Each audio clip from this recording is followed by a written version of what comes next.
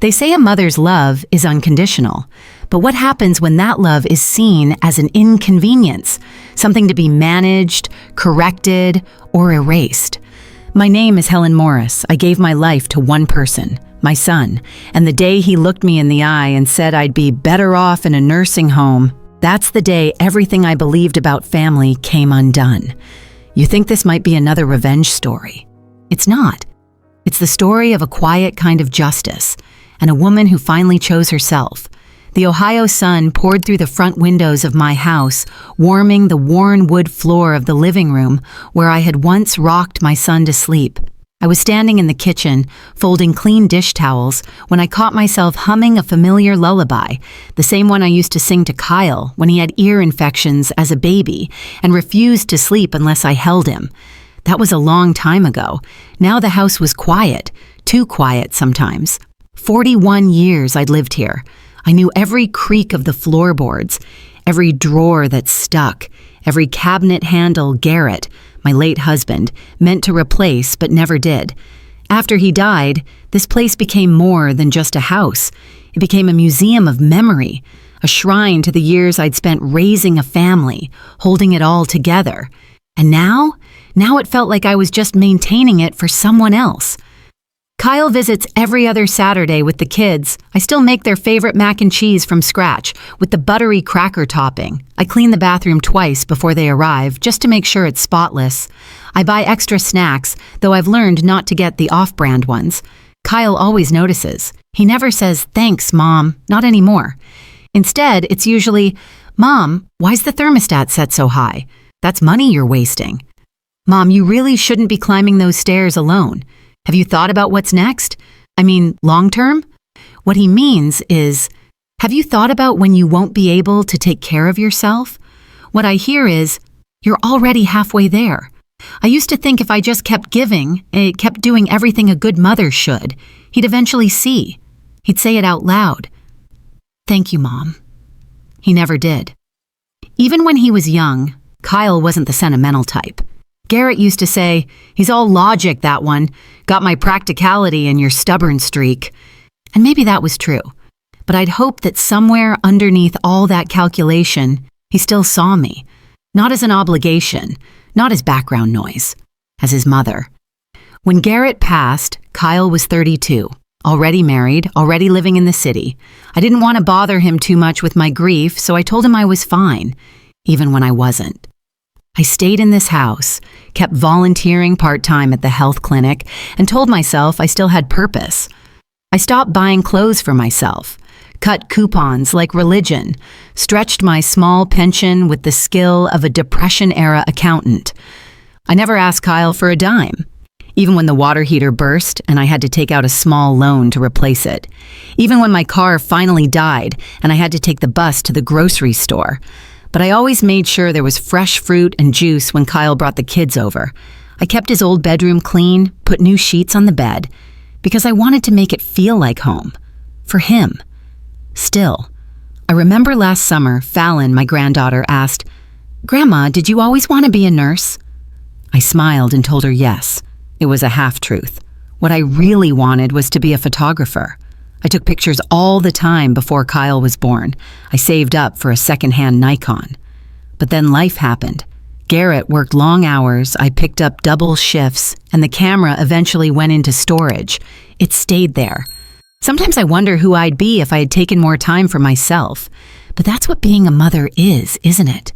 Choosing everyone else before you. Giving until there's nothing left but love. And even that, some days, goes unnoticed. My friend Marlene once said, "You gave Kyle too much. He never learned how to be grateful because he never had to be." Maybe she was right. But what's a mother supposed to do? Withhold love? Keep score? I couldn't do that. Even now, with the aches in my hands from arthritis, I bake the apple pie Kyle used to love, though he hardly ever eats dessert anymore. I still wait by the window 5 minutes before they arrive, like some eager grandmother out of a Hallmark movie. And when he walks through the door and says nothing about the candles I lit or the fresh tablecloth I laid out, I tell myself, maybe next time. But in my heart, I've started to wonder, how many next times do I have left? And what if I keep waiting for Kyle to see me, and he never does? The hardest thing about being forgotten isn't the silence. It's realizing you were never meant to be remembered in the first place. This house, this life I built, it should have meant something to him. But the way he talks now about real estate values and upkeep costs, it's like he's already decided where I belong. Not here, not in his future, but out of the way. And that's when something inside me quietly shifted. I didn't know it yet, but something had begun to unravel, gently, like the edge of an old quilt. And what was waiting underneath was me. It happened on a Tuesday. Kyle had stopped by after work. No warning, no hello, just the sound of his shoes across the tile and the opening line. "Mom, we need to talk about the future." My hands were still damp from rinsing the dishes. I turned to see him standing in the kitchen doorway, suit jacket slung over one shoulder, that look in his eye like he was about to deliver a quarterly report. "Sure, honey," I said, drying my hands. "Sit down. Want some coffee?" He shook his head, already moving to sit. "No, this won't take long." Right then, something inside me tightened. A woman knows. She can feel it in her chest when the words that are coming aren't going to be soft. Kyle leaned forward, his elbows on the table. "I've been thinking, this house is too much for you, Mom." He said it the way people comment on the weather. Casual. I nodded slowly. "It's big, yes, but I manage." He didn't smile. "You're 71. You've fallen behind on the water bill. You left the porch light on all night last week. That kind of stuff, it's adding up." That porch light. I had left it on because Fallon was staying over and I wanted her to feel safe when she looked out her window. But explaining that felt pointless now. "Kyle," I said gently, "I've never asked you for help with any of that." "And I appreciate that," he said, waving it off. "But we have to be realistic." Then he said it. "I think it's time we started considering assisted living. Not right away, of course, but soon." He paused, like he'd just suggested I switch phone plans. Not exile me from the only home I've ever known. "It's safer," he added. "And financially, it just makes more sense." I didn't speak. Not right away. Because what do you say when your own child looks at you and sees an equation to balance? I looked down at the table, at the faint ring left from his coffee mug years ago. The one I never scrubbed too hard because it reminded me of morning chats we used to have when he was still in college, back when he called me Mama without thinking. "I'm not ready to leave my home, Kyle," I said softly. "You're not ready yet," he corrected, "but you will be." If you've ever had your child talk to you like you were an overdue project, something to be handled, you'll understand what I felt in that moment. And if you haven't, maybe take a breath right now and ask yourself, would you be able to forgive your child if they ever saw you not as a person, but a problem? I'd really like to hear your thoughts on that, because I know I'm not the only mother who's been made to feel like her value has an expiration date. Leave me a comment. I read every word, even when I don't respond. The rest of that evening passed in a haze. Kyle stayed for dinner, made a few polite remarks about the meatloaf being a bit salty, and spent most of the time texting someone. He left early. I stood at the sink afterward, washing the same plate 3 times. "Soon," he'd said, like I was on some invisible clock. The next morning, I heard Kyle's voice again, but this time, not in person. He was in the hallway outside my bedroom, talking to his wife on the phone. He didn't know I was awake, didn't know I'd opened the door just a crack. "She's not going to last much longer in that house," he said flatly. "If she agrees to move, we could finally sell it, pay off that line of credit." "Yeah, I know, it's morbid, but it's the only solution left." I closed the door, quietly. I didn't cry, I didn't scream. I just sat down on the edge of my bed and folded my hands. He had already decided. I was no longer mom. I was liability, real estate, solution. I spent the rest of the week in silence. I went about my chores. I trimmed the rose bushes Garrett had planted before he passed. I baked a lemon cake for Fallon, though she didn't end up coming that weekend. I even smiled when Kyle texted me on Sunday, "Hope you're well, busy week ahead. Talk soon." Talk soon. The strangest part wasn't that Kyle had said it. The strangest part was how not surprised I felt. Deep down, I think I knew it had been coming. The way he looked at the house, the way he looked through me. He was preparing to let go of me, before I ever let go of him. That night, I sat in the living room alone. No lights on, just the moonlight bleeding through the curtains. And for the first time, I whispered something out loud I'd never dared to say before. I am not a burden. It didn't feel powerful, not yet, but it felt real, like something I might start believing if I said it enough. The silence in the house wasn't new. But after that conversation with Kyle, it felt different, heavier, like something had shifted in the walls themselves, like even the house had heard what he said and was preparing to let me go. I moved through each room more slowly than usual that week, not from the arthritis, but from a strange sort of grief. Not the grief of losing someone you love, the grief of realizing maybe they lost you a long time ago. I started noticing things I hadn't before, or maybe I had and just didn't let them mean anything. The way Kyle never parked in the driveway anymore, always at the curb, engine still running like he planned to leave quickly. The way he barely glanced at the family photos hanging on the stairway wall. The way he always referred to this place as the house now, never mom's home. Subtle things. But when someone stops calling something yours, it means they've already begun imagining it theirs. That Sunday, I set the table like I always did. Fresh placemats, Kyle's favorite mugs, though he never noticed them anymore. I made roast chicken and green beans, just the way he liked it growing up. Fallon and Jesse, my 2 grandkids, were supposed to come over. Kyle texted they'd be late. I waited. The roast got cold. I waited longer. They never came. No call, no explanation, nothing. The next morning, I opened the freezer to pack away the untouched meal. I saw the small turkey I'd been saving for Thanksgiving. I paused, hand resting on the cold plastic wrap. Thanksgiving. I remembered last year, Kyle rushing through dinner because he had an early meeting the next day. How he barely touched the pumpkin pie. How he didn't notice I'd used the old family silver, polished by hand the night before. How Fallon had whispered to me, "Daddy says you shouldn't be living alone. He says we'll have a new place next year." I had laughed it off at the time, told her, "Grandma's just fine where she is." But now, it didn't feel like a misunderstanding. It felt like a plan, one I hadn't been invited to be a part of. The loneliness started sinking into places I didn't know could ache, like when I caught myself talking to Garrett's photo while dusting the bookshelf. Or when I opened the closet to find one of Kyle's childhood sweaters, still folded, still smelling faintly of old detergent and summer grass.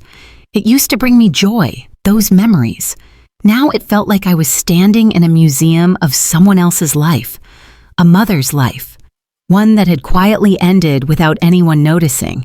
I remember sitting on the edge of my bed that night, staring at my hands.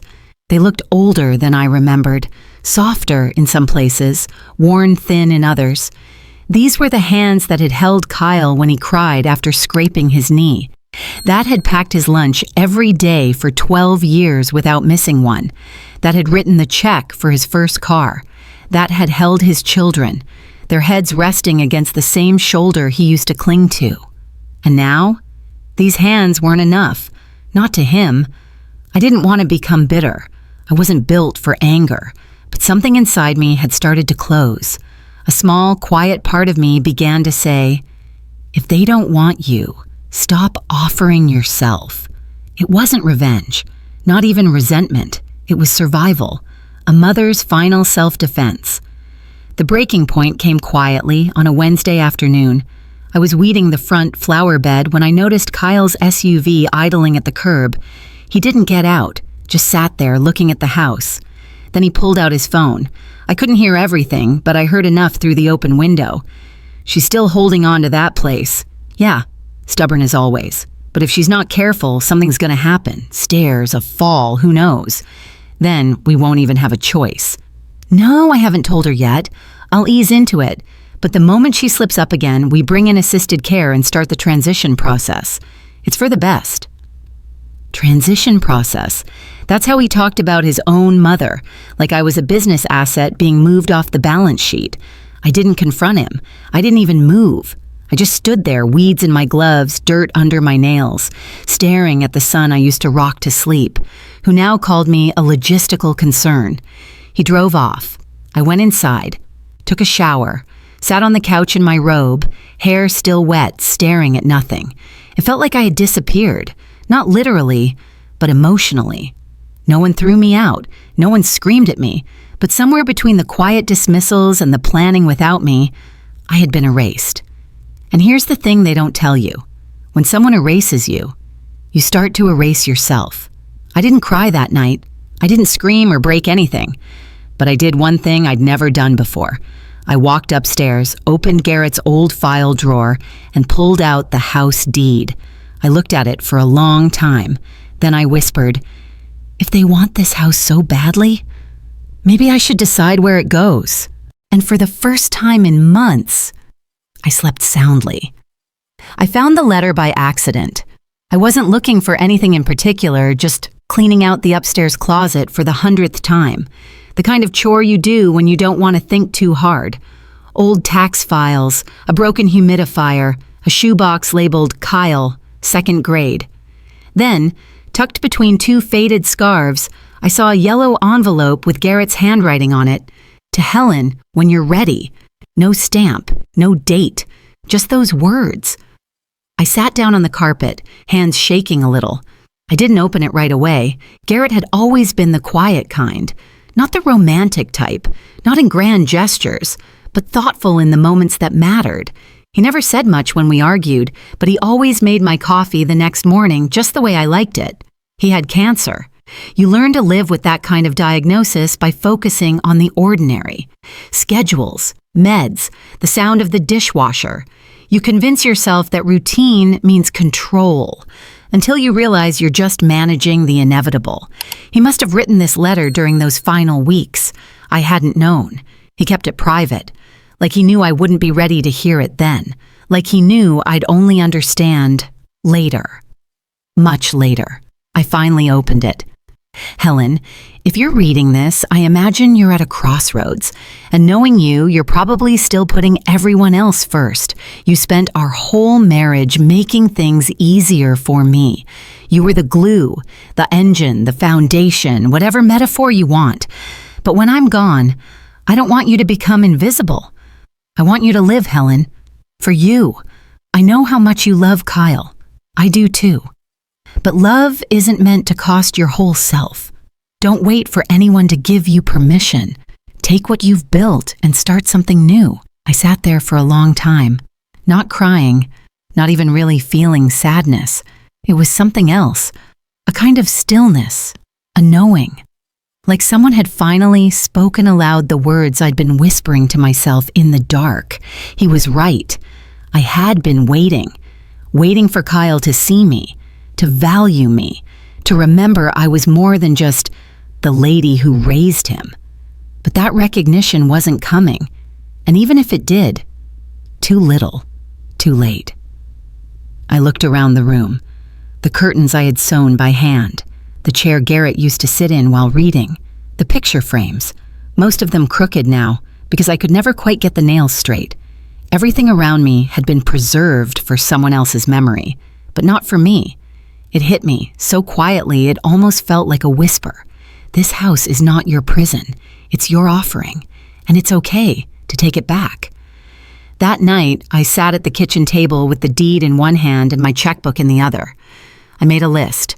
1-bedroom condo, close to the library, somewhere walkable, with enough light for plants. Quiet, but not too far from a coffee shop. I didn't tell Kyle. I didn't tell anyone. I called Linda, a friend of mine from church who now worked in real estate, and asked her to come by discreetly. "You sure about this?" she asked, flipping through the folder. "I'm not just sure," I said. "I'm ready." She smiled. "You know this place is worth close to $520,000 now, right? That's what the neighborhood comps." I laughed, genuinely, for the first time in weeks. "All that money sitting in these walls," I said, "and everyone thought I was just hanging on out of stubbornness." Linda raised an eyebrow. So what are you going to do with it all? That night, I had my answer. I pulled out my old notebook, the one I used to keep lesson plans and grocery lists in. I flipped to a blank page. At the top, I wrote, "For Fallon and Jesse, not their father." I called the bank the next day, set up a restricted education fund in my name with 2 listed beneficiaries, my grandchildren. Only I would have access. Only I could approve disbursements. Kyle wouldn't even know it existed, because this wasn't about punishing him. It was about protecting what mattered, not for his sake, but for theirs. Somewhere in the quiet of that week, I realized something else. Maybe this was always how I was meant to win. Not through anger, not through confrontation, but through clarity. The kind of clarity that comes when a woman finally stops asking, "Will they ever see me?" and starts saying, "I see myself." I wasn't doing this to hurt Kyle. I wasn't even angry anymore. I just stopped waiting for a thank you that would never come. And that moment, right there in the middle of the afternoon, with bank forms on the table and a cup of lukewarm tea beside me, that moment felt like freedom. Quiet, still, but real. I had made my choice. No permission, no apologies. Moving day came on a Wednesday. No fanfare, no family, just me, a cup of hot coffee, and the sound of birds outside the front porch for the last time.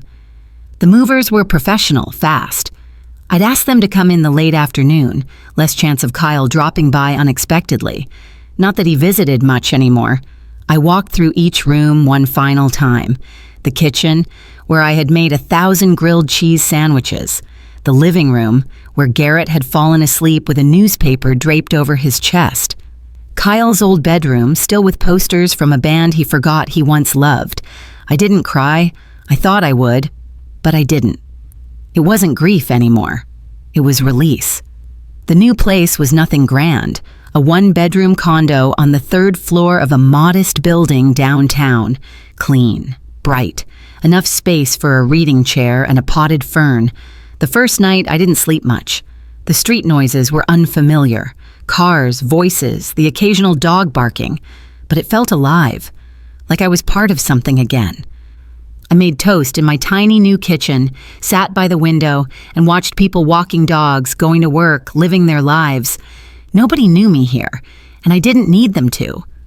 The next day, I signed up for a photography class at the community center. I hadn't picked up a real camera in decades. But when I held it again, something inside me lit up like an old pilot light clicking back into flame. The instructor, a sweet woman named Diane, asked us to take a photo that captured stillness. I took a shot of an empty bench under a tree, half in shadow, half in sun. "That's a photo of choice," she said when I showed it to her. "It says, you can sit in the dark or in the light. You get to decide." I smiled, because maybe for the first time in a long time I had. Fallon texted me the following week. "Grandma, Daddy says we're not going to your house anymore. Why?" I stared at the message for a long time before replying. "Because Grandma has a new little home now, one just for her." She sent back a heart emoji, then a photo of her holding a paper flower she'd made in class. It was purple, my favorite color. She remembered, and in that moment I knew. It wasn't too late to start being seen again. I didn't tell Kyle right away, didn't announce it, didn't owe him that. But 2 weeks after the move, I got a call. "Mom, where are you? I stopped by the house and it's empty." His voice was sharp, uneasy. "I sold it," I said simply. Silence on the other end. "You... what? Without talking to me first?" "I didn't realize I needed your permission, Kyle." More silence. Then, "What about the money? It's being taken care of." That was all I said. Because what do you say to someone who only shows interest when a dollar sign is attached? He didn't call again for a while, but I wasn't sitting by the phone. I was walking in the park. I was attending senior yoga.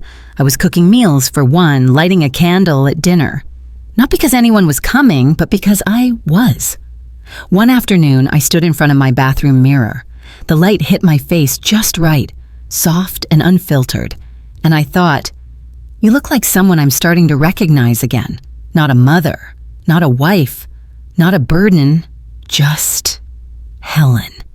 I had forgotten what it felt like to matter to myself. One Sunday morning, I passed by a local church bulletin board. They were looking for volunteers to help with an after-school photography club for kids. I signed up without hesitation. Fallon's face came to mind, her little purple flower.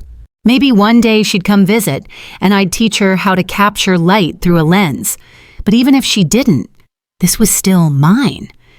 You see, the power in starting over isn't always in the noise.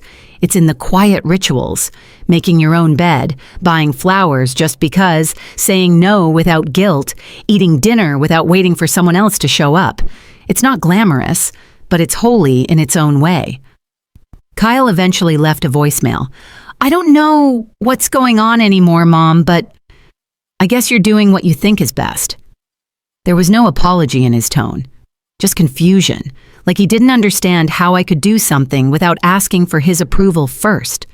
And that was the point. He didn't understand, because for the first time in my life, I wasn't waiting for his understanding. It wasn't a dramatic moment, no teary apology, no grand confession.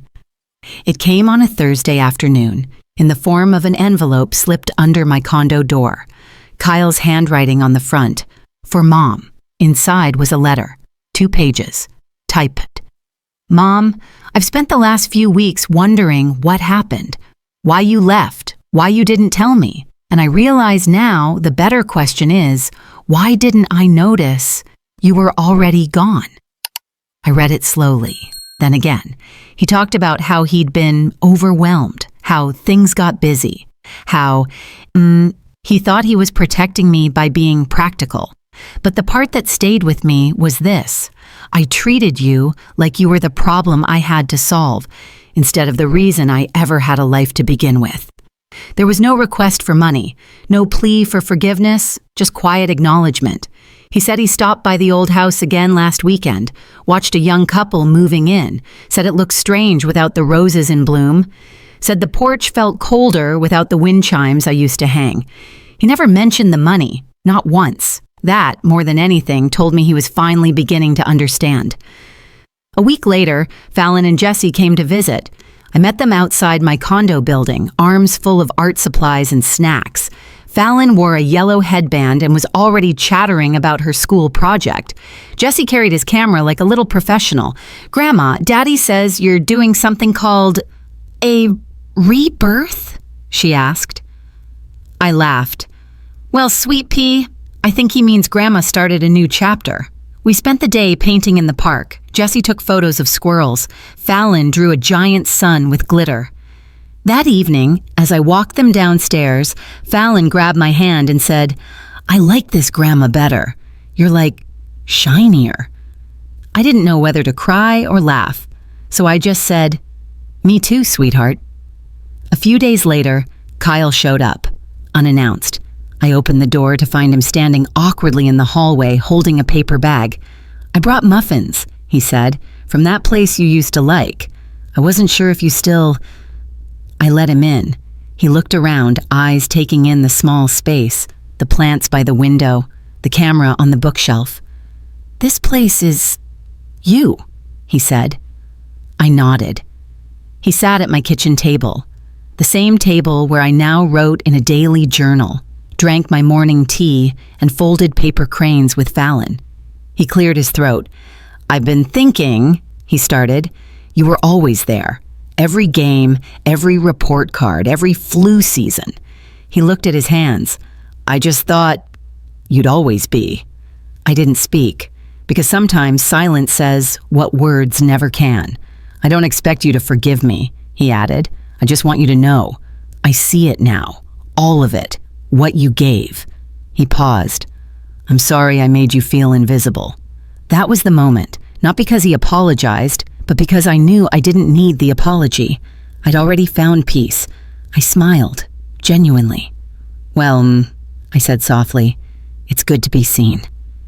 He didn't stay long. He didn't cry. And neither did I. When he left, he paused at the door. "Fallon says you're teaching her photography now." She says you told her shadows are just light trying a different way. I nodded. She's a fast learner. He smiled. I guess she gets that from you. And then he was gone. That evening, I stood by the window, holding my camera. The light outside was gold, one of those rare, perfect evenings where everything looks like it belongs in a painting. I took a photo. Not of anything special, just the quiet, the stillness. And when I looked at it later, I realized that photo wasn't about loneliness. It was about clarity, about presence, about finally being whole, even when you're standing alone, to you watching this. If you've ever felt overlooked or erased, please remember this. You are not too old. You are not a burden. You don't need permission to start over. You're allowed to choose yourself, quietly and without apology. Have you ever had a moment like this? Share your story in the comments. You might help another woman feel seen and less alone.